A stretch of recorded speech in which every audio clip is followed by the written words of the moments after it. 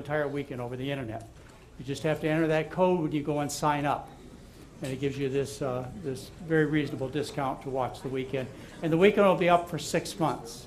We'll take it down in February of 2013 when we have our next weekend.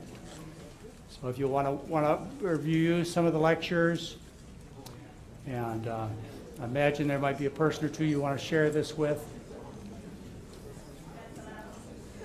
It's not a lot. Yeah. I mean, my goal is to spread as much information as possible. Yes. Okay. All right. Well, welcome back. Welcome back. We've had a great morning so far. Each of these presentations, these advanced study weekends, what I try and do is I try to put together new talks for you about things that I have learned recently. Like last night, I shared with you some of the things out of the newsletters, some of the new thoughts that I've had. And so I would like to share a few more things with you that are really important to me. I may have not expressed it enough this weekend, but if you follow me, you know how concerned I am about the future. You met my little grandson. He's been walking. Oh, there he is in the back of the room there. And that's Sam. That's my 4th grandson. Can you stand up, Patrick? My son, Patrick. And that's Sam. And I just want you to know that's why Mary and I do what we do now. Now, I'm of retirement age. I easily could just quit and say, well, it's somebody else's turn to take over. Certainly, Mary and I have made enough money in life. That's not a drive for us. But the drive for us is to make a future for our grandchildren. We have 5 now. We have 4 grandsons. We have a granddaughter. And we'd like to make this place livable for them. And so that's my main goal, is to try and change the future. I want to change the world. Yeah, I really do. I want to change the world. And I want to do it for my grandkids and your kids and your grandkids. That's what I want to do. And part of this has to do with the diet wars. There are diet wars going on, and we need to be involved just like we were involved in a real battle. And the ultimate outcome of that battle could be life or death for all of us, planet. And so it's really important for me to define this war. This war has been going on for a long time. I remember when I first got started in this business, one of my heroes was Nathan Pritikin.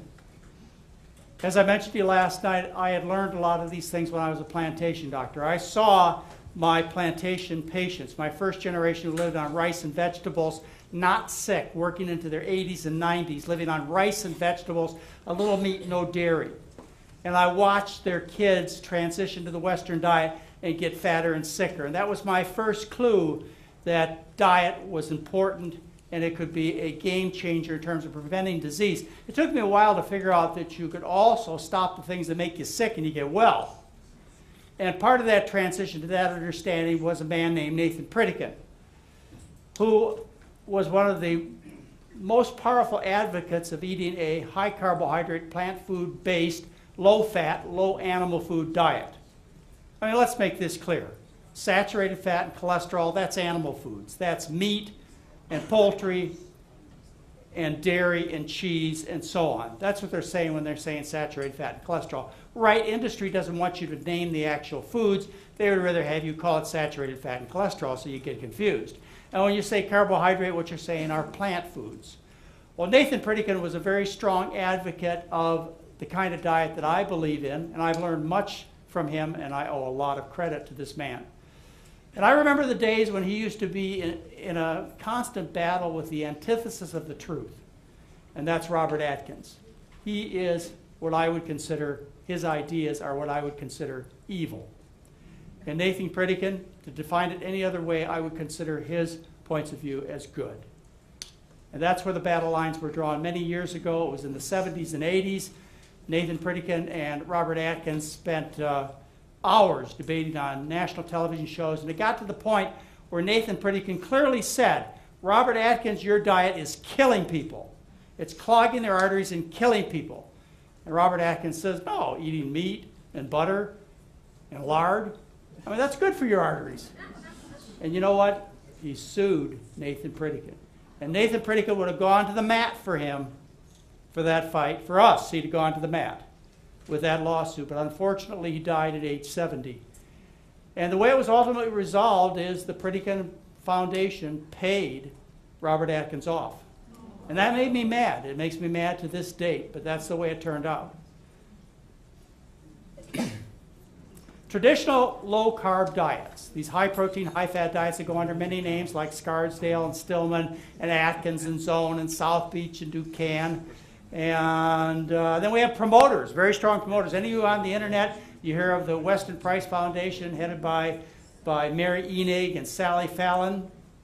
And then we have Gary Taubes out there writing articles in the New York Times about how good Atkins is and how bad it is to eat carbs.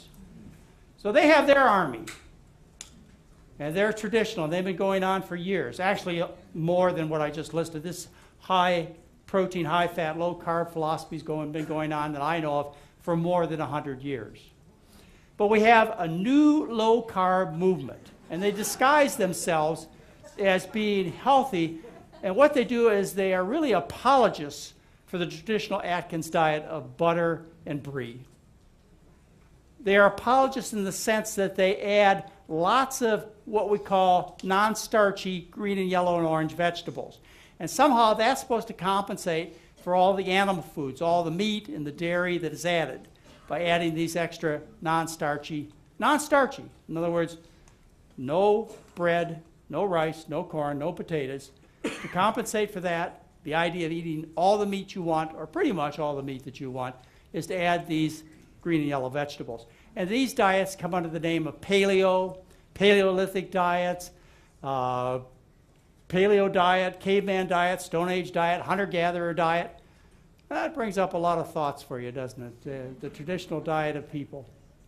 In fact, the theory is this, is that our ancestors ate a diet primarily of meat. They were hunter-gatherers with the emphasis on hunter, and as a result of 2 million plus years of evolution, we evolved to be hunter-gatherers with the emphasis on hunter. We evolved to eat lots and lots of meat. So they tell us, meat, that's good. You can eat fish and chicken and beef and pork, any kind of animal food. Seafood is great. Oh yes, you can have these non-starchy green and yellow vegetables. Fruits, they're okay too. But don't you dare eat bread or potatoes or rice, because these are evil. These are the foods that contain lots of carbohydrate. These are what I call starches. Those are forbidden. And to their credit, they do forbid some things that I think are not good for you, as well as you can easily recognize as not being good for you. They forbid dairy. They forbid sugar. They forbid oils, except for maybe olive oil. The Bible of Paleo Diet was written by a man named Loren Cordain. He's a PhD. He works for Colorado State University. Anybody who's involved in this paleo idea, these paleo nutritions, it also goes under primal nutrition or primal diets. Anybody that's involved in these types of programs, they look up to Loren Cordain as their hero. He wrote the Bible, the Paleo Diet, and I've read this book. As a matter of fact, in the slides that follow, you'll see parentheses, which represent page numbers from this particular book, if you want to go back and see the actual quotes that were made for this book. Cordain says that the paleo diet is the one and only diet that ideally fits our genetic makeup. He claims that every human being on Earth ate this way for the past 2.5 million years. Everyone. In fact, he says there wasn't a single person who did not follow the paleo diet. Now that brings up a little suspicion, doesn't it? Well, it should bring up a lot of suspicion. Where he comes to this understanding is where a lot of people, poorly educated people who are not up with the scientific literature, people of old, 40, 50, 100 years ago, who used to do archaeologic diggings, what they did is that they dug around a village, the campfire site and so on, and they looked for remnants of people who lived 100, 200, a million years ago. What they found is they found bones. They found tools, stone tools, for example. They found cuts on the bones. They didn't find any pea pods, no orange peels, no corn husks after 50,000 years. So their conclusion was that these people obviously were primarily hunters, because all we could see is evidence of animal eating by that crude kind of archaeology. And by the way, all archaeologists the majority of the archaeology community, if not all of them, recognize that this was the problem for coming up with incorrect theories. And so when doctors started looking around for other remnants of what people eat, they found some clues that we really weren't that big of meat eaters. I believe, by the way, that there were probably no societies in the past, or large societies today even, that lived on a pure vegan diet. Let's face it, people ate some animal foods throughout most of human history, but the idea that they ate a lot of plant foods in their diet had to come from some more careful archaeology. What they had to do is look for different evidence of plant eating, like these right here. These are called starch granules or amyloplasts. They're parts of a cell. Inside of a plant cell is stored starch. Starch is long chains of sugar, either straight chains or branching chains, called amylose and amylopectin. And these chains, which are made as a consequence of photosynthesis by plants, plants make these sugars, glucose, and turn them into chains for their own use. They store this sugar for their own needs, like to make it through the winter. Or when spring comes, you need energy to sprout anew, to become a new plant. And so the plant stores its energy inside its cells, or cytoplasm, in the form of these vacuoles called amyloplasts, starch grains, or starch granules. Investigators have looked into archaeologic findings and found evidence of these starch granules and other plant parts that have lasted eons. For example, 2 million years. Recent archaeologic findings that date back 2 million years, when they looked at the dentition, the teeth of the remains of people that lived 2 million years ago, they found parts of fruits, parts of wood bark, parts of grass, parts of sledge. In other words, evidence as far as 2 million years ago that people ate like chimpanzees and other lesser primates do today. From 105,000 years ago in East Africa, Mozambique, when they dug around the village site, what they found is they found these starch granules, these cubicle-type starch granules. They're from grains. The ones that are more round are from underground storage organs like potatoes and various other tubers and roots. So you see, they found these particular parts of plants preserved for 100,000 years. They found them on the tools, and their conclusion is that people were consuming grains and other plant parts for 105,000 years or more. The Neanderthal is the ultimate in the meat eater in people's minds. When they think about primates that are very close to the current human, people think about the Neanderthal, and the immediate thought is this is the ultimate hunter, gatherer. But evidence is that's not the case. They looked at skeletons of Neanderthals all the way from the cold north of Europe down to the sunny Mediterranean, and they found in these skeletons, they found evidence of starch eating when they looked between the teeth of these various skeletons. Dating back 44,000 years, they found these starch granules. And these starch granules match starch granules that we can make today just by cooking various starches like potatoes. The bottom row shows pictures of starch granules from current foods that were cooked in laboratories and photographed. The one at the top represents starch grains, starch granules, amyloplasts from 44,000 years ago from Neanderthals. So we have clear evidence that the Neanderthals ate cooked starch.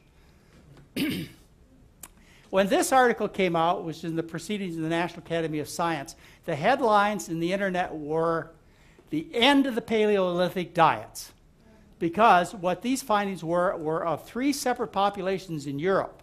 They looked at the grinding tools, and what they found from these 3 separate populations in Europe dating back 30,000 years ago. Remember, according to the Paleolithic theory, according to the Paleo Diet Bible, before 10,000 years ago, nobody ate these foods. And yet they found evidence of abundant use of various starches in 3 separate populations in Western Europe.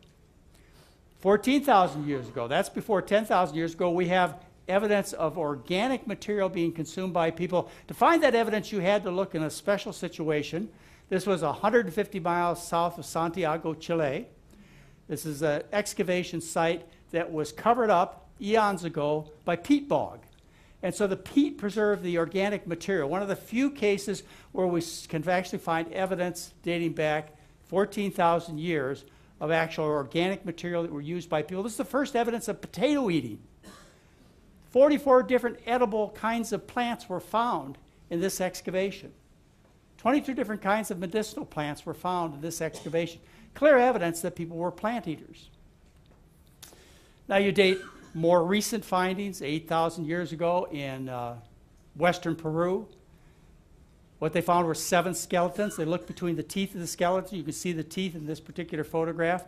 They looked in the teeth of the skeletons, and when they looked between the teeth, what did they find? They found these. These are starch granules. Again, clear evidence that people were starch eaters. Wherever you look in the world where we have clear historical evidence, we have documentation, written documentation, not just fragments of people's civilization, but written documentation of what people have eaten. What we find is that all large, successful populations of people throughout all of verifiable, recordable history have consumed the bulk of their calories in starch. These are examples that you knew about long before you met me. You knew that the Aztecs and the Mayans were the people of the corn. They lived on corn. And a little further south, you have the Incas, who lived on potatoes. If you've been to Peru, you still know that's their culture today. And the Peruvians, the Incas, they lived on potatoes primarily until they went to battle, and then they switched to quinoa because they thought that offered more strength. You look to the Middle East, that used to be the breadbasket of the world. That's where people lived on bread made from barley and wheat. It powered civilizations for tens of thousands of years. And then you look to the Far East, and what do you see? Even today, people from Thailand and Cambodia and China and Japan, they're rice eaters. In fact, the good morning greeting in China, instead of saying, "How are you?" it's, "Have you had your rice today?" That's how important rice is in those particular cultures. There are 1.73 billion Asians who live on rice-based diets. And people tell you rice makes you fat. Well, where are those fat Asians? In the United States, right? They gave up their rice. All right, getting back to the philosophy of the paleo diets. In the paleo diet, you're encouraged. In fact, the basis of this diet is meat. 55% of your food should come from animal sources. That's beef, poultry, fish, eggs. 55% of your diet can come from these particular foods. The typical fare are things that you're familiar with, like beef and veal and pork and chicken. But they also tell you it is good. And you certainly aren't discouraged, if not encouraged, to eat some animals that you don't typically think of as food, like alligators and snakes and deers and bears and so on. Nothing's off the menu. You can basically eat anything that ever walked, crawled, or swam on this kind of diet. And they actually offer mail-order suppliers for these wild animals in this book. Yeah. They even tell you that the old people, the Paleolithic people from 2.5 million years ago to 10,000 years ago, that's the Paleolithic period, that they lived on, as part of their diet, bone marrow and brains. I think that's a bit repulsive, don't you? But we're supposed to eat like our ancestors do. We're supposed to eat brains and bone marrow of animals. And if we're really supposed to eat like our ancestors do, don't forget one delicacy, which was adolescents and children. Yeah, it's called nutritional cannibalism. That means eating fellow human beings for nutrition and enjoyment. And you see evidence that was found almost 1 million years ago of people who were butchered with slices across their bones that were put there by stone tools of the people of that time. Yeah, so I guess if you're going to be a true paleo follower, you really must eat like your ancestors. Well, these diets are a nutritional nightmare. There have been many articles published about the hazards of these low-carb, high-protein, high-fat diets, all the way from Atkins to paleo. And the British Medical Journal just came out a few months ago and published the results of these low-carb, high-protein diets in a large analysis. And they said that these increase your risk of cardiovascular disease, particularly in women. The conclusions are clear from scientific research and the summaries that have been provided that these diets are dangerous. Whenever anybody comes out with these kinds of broad statements that are heard worldwide, folks in the Atkins Nutraceuticals, their Atkins Foundation, they respond back by threatening lawsuits. Yeah, well, you know, they did that with Nathan Pritikin 30 years ago. They'll try it again today. But I think the public is so well aware, the scientific community is so solid, the evidence is so unrefutable that these foods are dangerous, no matter how hard and how often they tell you otherwise. These foods are a health hazard. But I guess if you repeat a lie often enough, it becomes true. And they do that. They have a large megaphone to talk to people about something that often they like to hear. People love to hear good news about their bad habits. Tell me it's good to eat pork chops. You know, well, people often fall into that because of their own personal habits. However, if you look at the evidence, the clear scientific evidence, the experiments done in laboratories, and also the population experiments, what you find is that people thrive on diets low in meat, low in dairy, and high in starches. Like, for example, there are the blue zones, which were published in National Geographic the first time. And this is a study of the various populations of people who are most long-lived in the world. And what these populations, be they from Okinawa, Japan, Sardinia, Italy, Nicoya, Costa Rica, Greece, or the Seventh-day Adventists right here in California, what they all have in common is they're near vegetarian. They eat starch-based diets. Now, what better evidence that you could have than just looking at people who currently are alive and well and thriving and longest lived? What kind of diets do they eat? Well, they don't eat low-carb diets. They eat high-carb diets, starch-based diets with fruits and vegetables, and minimal amounts of animal food intake. And that is an absolutely consistent finding. And then we also have major studies that have been done over the last 50 years, and research that has impressed the world, like, for example, Walter Kempner at Duke University. In 1939, he started the rice diet at Duke University. It was the most financially successful thing about Duke University for 4 decades, the rice diet in Durham, North Carolina. Walter Kempner is one of probably my most important medical heroes. He fed people who were sick with severe heart disease, diabetes, arthritis. He fed them a diet of white rice, because that was most available and most acceptable. I know, terrible white rice, but that's what you got. You got white rice. And you got some fruits. And you got a little sugar to make up for the calories. And he took people with failing kidneys, with hearts so big that if you took a chest x-ray, that's all you saw in the chest x-ray was heart. He took people with abnormal EKG findings, people who were dying, and they switched them off their typical American diet to the rice diet of rice and fruits and sugar, and maybe a little later on, if you got healthy, you got some vegetables, and then a little bit of meat, maybe later on. And he cured people with terrible illnesses, you know, long before I was born. And then you have Nathan Pritikin doing the same thing and publishing the results in our scientific journals. And as I talked to you about last night, Dr. Roy Swank, who worked as the head of neurology for 25 years at Oregon Health and Science University, he used a diet very low in saturated fat. And you know what saturated fat means?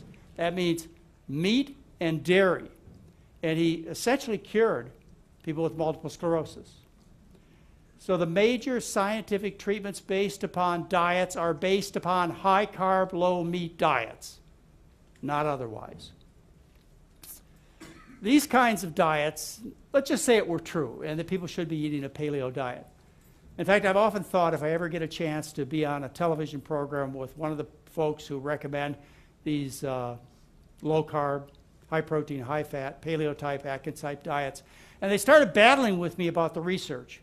And you can look at lots of research, you can interpret it in various ways, and you know, people can be very selective and cherry pick what they want to talk about. And I could just see the audience out there getting all confused. Well, you got your studies that say that eating a high-carb diet cures diabetes, but Atkins has his study that says that eating a low-carb diet will cure diabetes. Yeah, because it makes them so sick they lose weight, and then their diabetes goes away. That's why that works. But I may not have a chance to say that. So you get through all this argument, all this confusion, all this battling going on, and then what I plan on saying is, yeah, but even if you were right, what are the environmental and planetary and future consequences if we adopted that kind of diet? What would be the consequences? It would be an ecological disaster. We're heading for the brink of destruction of the planet Earth and its inhabitants right now. It would rapidly hurry up that destruction if that occurred. Right now, there are organizations like World Watch Institute that estimate more than 51% of the greenhouse gases are a direct consequence of producing animal foods for people. A more conservative estimate comes from the World Health Organization, their publication in November of 2006 called Livestock's Long Shadow. They estimated that 18% of the greenhouse gases are from livestock production, as opposed to 13 to 14% that you heard last night is due to all transportation. It would be a disaster for planet Earth if people adopted this kind of eating widespread. And they are. I mean, more and more they are. You hear a lot more about paleo eating and Atkins eating than you do hear about high carb eating. I don't know, maybe that's not true. Vegetarian's becoming pretty darn popular, isn't it, with Bill Clinton and Michelle Pfeiffer and other celebrities standing up. I mean, people who are beautiful people who are getting healthier and handsomer as the days go on because they've made this simple change. I don't know, maybe we're winning. I hope so. Another report has to do with our water supply. It takes, and this impressed me, 4,000 to 18,000 gallons of water to produce one juicy hamburger. Yeah. At the end of his book, Dr. Cordain, and by the way, this is the picture on the left-hand side that he uses on his current book. I don't know where the heck this came from. I guess high school graduation. But that's his current picture he uses on his book. This happens, the one on the other side of the frame is the result of 20 years of eating the paleo diet. At the end of the book, in the additions he puts in his new revision of the paleo diet, he says, without them, starches like wheat, corn, and potatoes, the world could probably support 1/10 or less of the present population. You know, we have an overpopulation problem. Nobody questions it. There are solutions out there for handling the overpopulation, such as what China did, which is 1 child per family. There are other solutions out there that are even less popular, like a viral epidemic, or maybe some type of catastrophic war to reduce the population. But let's just say that's not an option on the table to reduce the population. At current population, according to Cordain, we could support 1/10 of the people. So what I want you to do right now is I want you to pick 10 of your friends or family members out and choose which 9 will die so that people can eat the paleo diet. Because Cordain says you cannot support the current population without starches.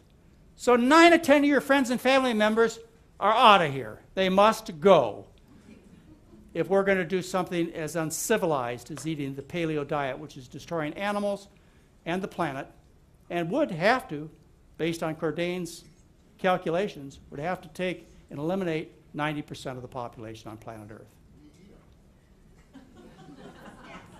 The next question you come to when you talk about hunter-gatherers is, what is it about hunter-gatherers that makes them healthy? Is it because of what they ate? You know, it might not be. It might be because they exercised a lot. Maybe that's why. Some of your friends will say that. You know, those people in Japan, the reason that they're so thin and healthy looking, it's not because of the rice, it's because they exercise so much. Well, you know, people in these less developed countries like China, well, China, that's not less developed anymore, is it? But in parts of the world that have been traditionally less developed, yeah, some people work harder. They're out in the farm, in the fields, and they're plowing the fields by hand, and they're harvesting the crops and so on. But there are a lot of people in these societies who don't do that. They're school teachers and bankers and ministers and writers and public speakers, and they don't exercise. But they're all trim, aren't they? Anyway, looking back at the paleo issue, scientists looked at traditional hunter-gatherers. In this case, they looked at the Hadza tribes, and these are people who are in north-central Tanzania. And they studied these populations of people, and they carefully looked at their energy expenditures. And what they found is these traditional hunter-gatherers, which are trim, healthy, hardy people without heart disease, people who don't have the traditional types of diets that we have, They eat healthier diets, of course, less refined food, and not so many animal products either. They do some hunting, yeah. The men go out and they try and catch an animal here or there or get a little bit of honey. But most of the food supply is obtained by the less important people, you know, the grandparents, the women, the children, even in those societies. Well, when they measure their energy expenditures of the traditional hunter-gatherer populations, they don't expend any more energy than people living in Western societies. It's not exercise. It's the food. Not to tell you exercise isn't of value, but that's a scapegoat. You've got to fix the food. In February of 2010, we had a special guest here. That was Dr. Nathaniel Dominy. Did anybody come to hear that presentation? Yeah, I worked for 4 years to get Dr. Dominy to come to this advanced study weekend right here in the room. And Dr. Dominy gave a presentation. It was actually in February of 2011, wasn't it? Sure. February 2011. Dr. Dominy gave a presentation about his work on diet and evolution. That's what he specializes at Dartmouth College. And he told you about the historical data. He told you about the genetics of human beings that make us starch eaters. And he gave a presentation that those of you who heard it will never forget. And so what do we tell our friends and relatives who tell us that we're primarily meat eaters because we're hunter-gatherers? With an emphasis on hunter because that's, you know, the man thing to do, and gathering is the woman thing to do. That's a myth. Hunters and gatherers, the majority of their calories come from plant foods. Yeah. So that's a myth. Hunters and gatherers, the majority of all the calories that any hunting and gathering population gets comes from its plant foods. So that's what's most reliable. Meat is just too unpredictable. You can't rely on it. So kind of as a summary statement, as an expert anthropologist, you know, you've spent your whole life studying the human diet and its relationship to teeth and bones and chemicals and genes and so on. Your conclusion is the human being is a starchivore.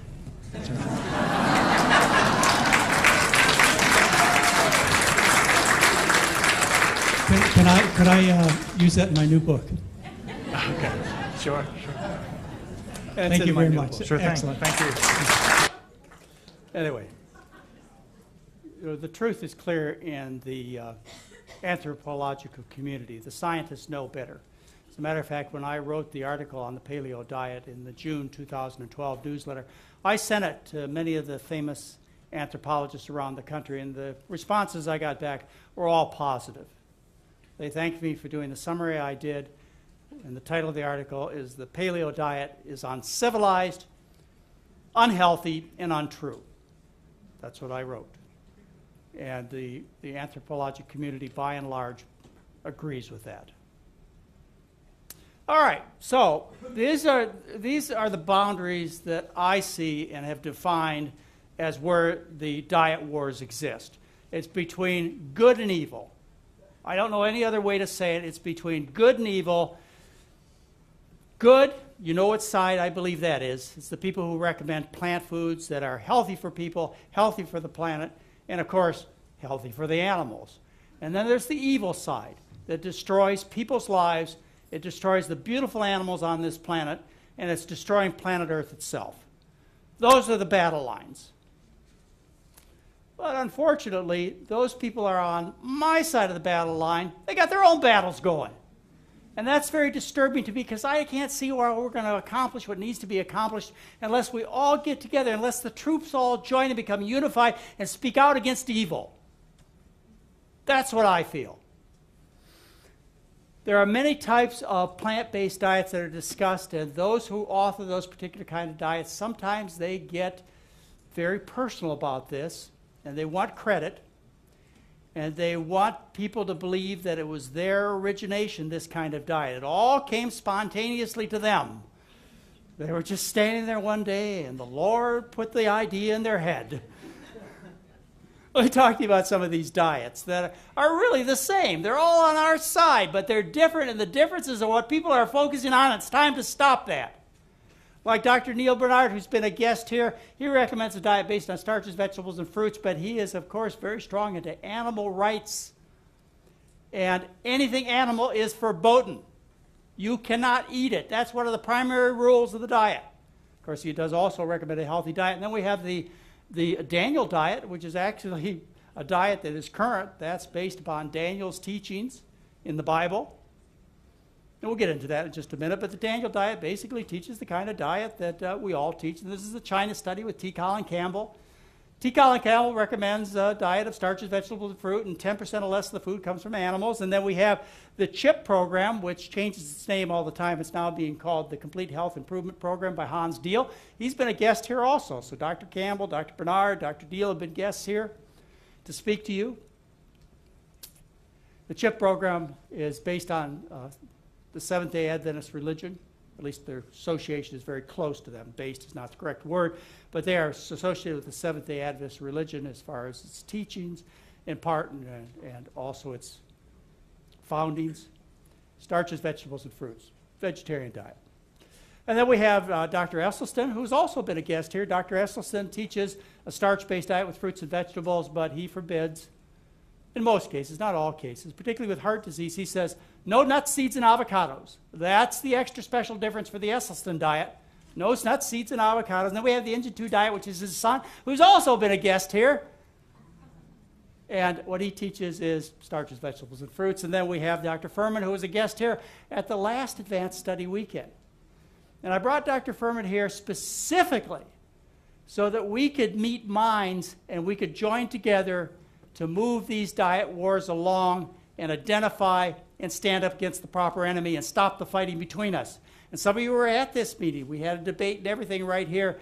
And my conclusion is that Dr. Furman and I agree on an awful lot of things. And our differences are insignificant in terms of what we're trying to accomplish. I want to tell you, in last month's newsletter, August 2012, I wrote about the diet wars.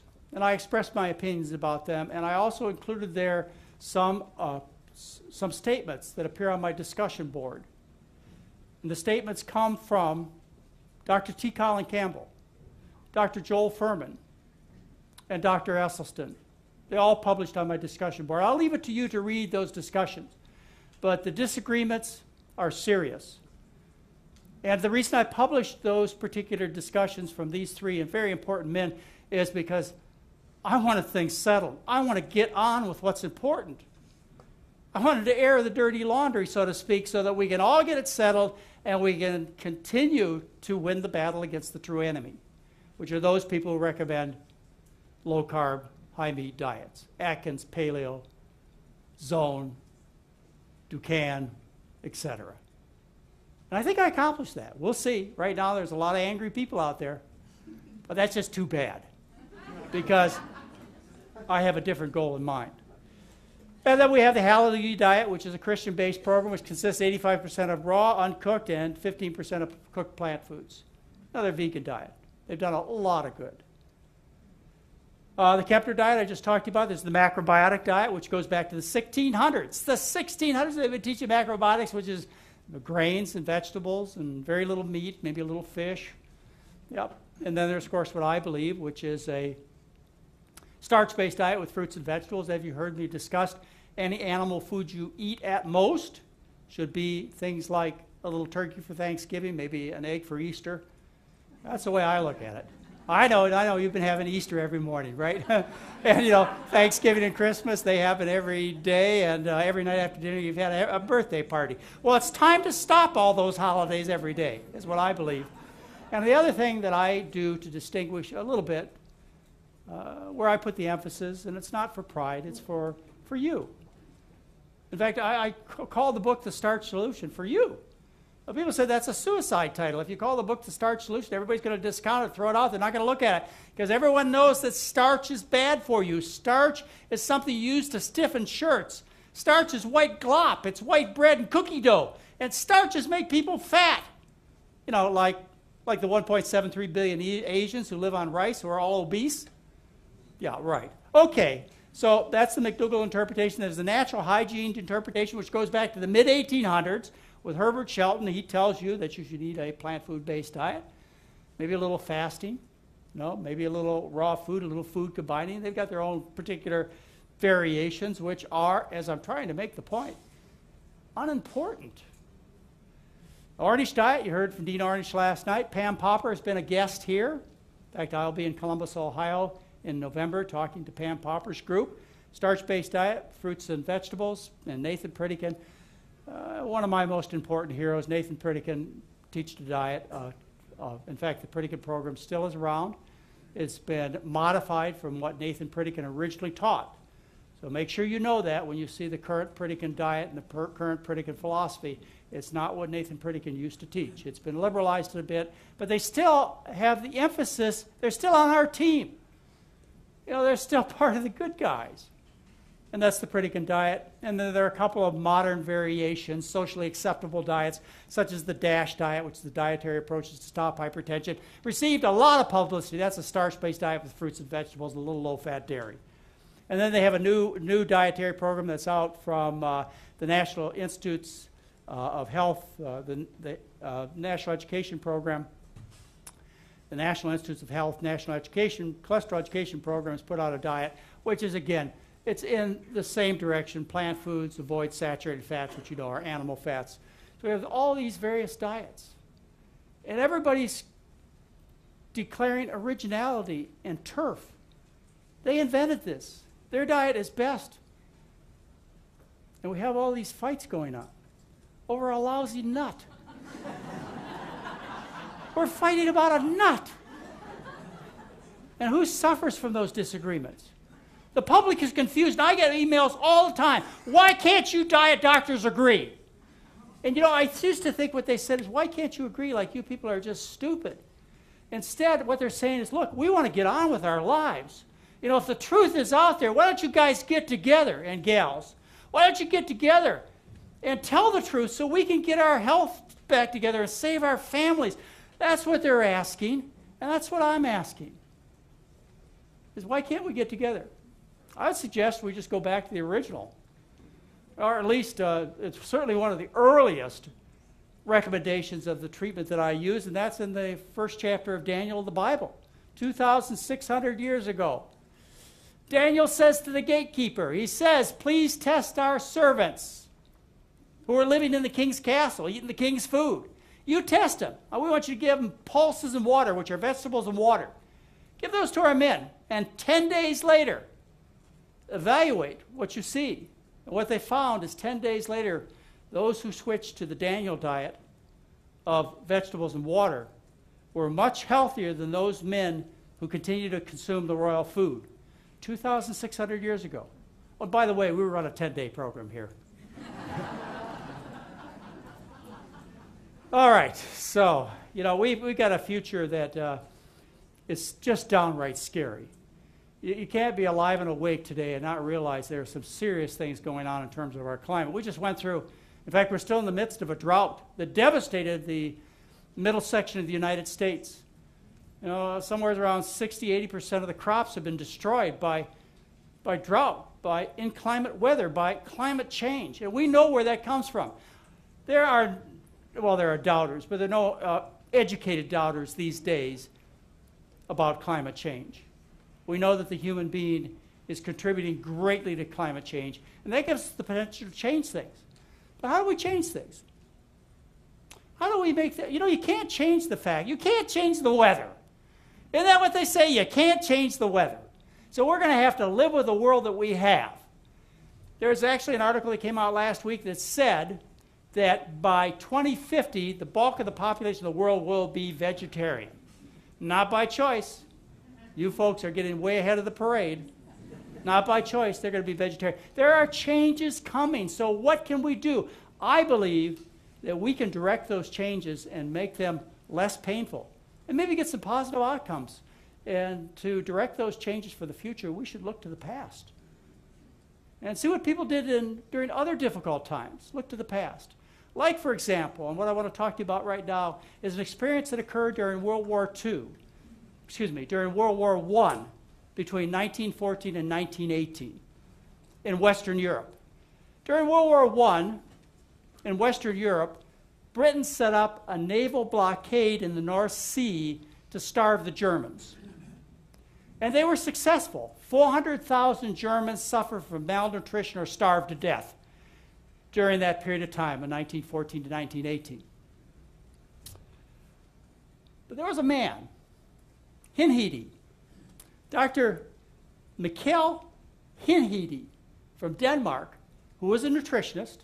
He was a medical doctor. He'd been doing studies. He actually had a position as in the Laboratory of Nutritional Research in Copenhagen. He was the advisor to the Danish government during World War I. And he'd been doing experiments on nutrition as a medical doctor, as a nutritionist, on human beings. And he would take people, like for example, he took a guy named Matson, and he fed him for a year and a half potatoes and water and a little margarine, a little extra fat. That's all the man got. And after a year and a half, he was in tremendous health. He did the same thing with barley and a little bit of margarine. You see, you needed the extra fat. Margarine is, basically just pure oil, no protein, no vitamins, no minerals unless you add them. They just added it for the extra calories is why they added the oil or the margarine. And he, back in the 1800s, was taking care of people by feeding them diets of just potatoes or just barley and a little bit of margarine.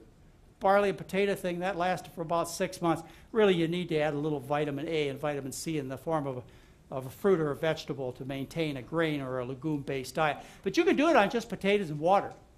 Sweet potatoes and water, you can live successfully. It has all the vitamins and minerals, et cetera, you need except for B12, which is a whole other just topic.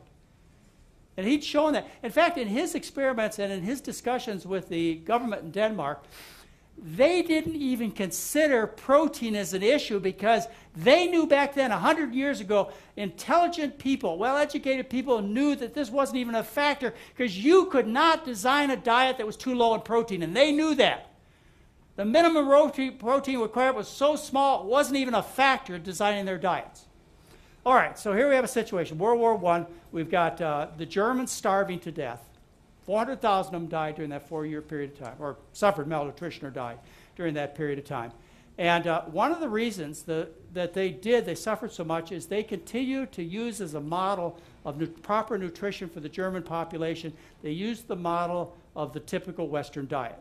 They refused to change the composition of the foods. Even though there were fewer of them, they kept insisting the population eats meat for their protein. Well, Mikkel Hinhede, medical doctor, nutritionist, he went to the Danish government, a very important position there, and he said, look, we can do this a better way without people suffering and dying. What we need to do is we need to stop feeding the barley and the wheat and the soybeans to the cows and the pigs. Dairy production went down by 1/3. Only the farmers had pigs. The people in the rest of the country did not have any pork during that time. Beef was unknown, except they were extremely rich during that period of time. They even stopped making as many alcoholic beverages to save on grains. And what they did instead is they fed the population in Denmark a diet of wheat and barley and potatoes. And what happened is the people in Denmark thrived. They did not suffer hunger. Not only did they thrive in terms of not suffering hunger and malnutrition, they thrived in terms of disease. These people were studied and their results were published in the Journal of the American Medical Association. The results of the people, they looked at the mortality rate. Remember I talked to you last night? Mortality rate is really the only thing that counts, is how frequently people died. And they looked at the mortality rate in Denmark during this period of time, in 1914 and 1918, and during the most severe deprivation, so to speak, or the time that required most shift to a starch-based diet and away from animal foods, between 1916 and 1918, the risk of dying dropped dramatically, about 34%.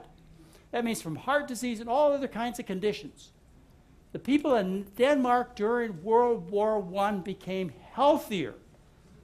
Well, the other people who didn't make these sensible changes to getting calories from starch instead of animals, they suffered malnutrition and died. We can learn from that experience. Yes, we can, and that same kind of observation was made throughout all of Western Europe during both world wars. For example, the death rate from diabetes in England. You notice that the death rate from diabetes was increasing prior to 1914. And then World War I came along, food became less available, rich foods became scarce, People had to eat starches, vegetables, and fruits, and the death rate from diabetes and heart disease and multiple sclerosis and various other diseases plummeted drastically. And then good times returned after World War I. The good food returned. People got sick. They had more heart disease, more multiple sclerosis, more diabetes, more complications from these diseases. And then World War II set in, and in Western Europe, by the way, a time of tremendous stress. You have Nazi Germany occupying the country, killing people, gas chambers. What more stress could there be? And yet people got healthier during these times. This is my final statement on low-carb, high-carb people.